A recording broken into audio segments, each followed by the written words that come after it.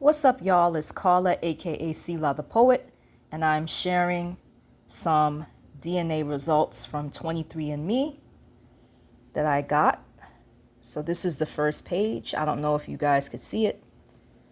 The second page shows my Afro-Latino heritage, the regions that I come from, the Caribbean, Puerto Rico, and some place called St. Elizabeth Parish is where it seems like I have cousins that match with me there.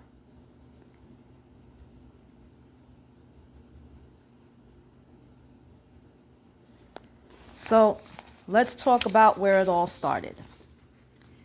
This woman right here, her name is Carmena Whitescott, and she was born November of 1926 in a place called St. Andrew, Crossroads, Jamaica. My grandmother was one of the most hardworking women that I've ever known. She was amazing. You know, she taught us about money. She taught us about hard work. She taught us about how to build oneself up. She truly was the glue that kept the family together at one point in our lives. And I miss her. I miss her so much. And so this West Indian Day weekend, Caribbean weekend, I just take this time to honor her and to remember her legacy and to remember her as a human being. She was truly amazing. At one time, she worked 3 jobs, just to be able to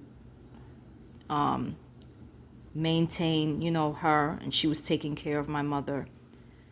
And she also, had houses. She rented properties, and she took care of us too, her grandchildren.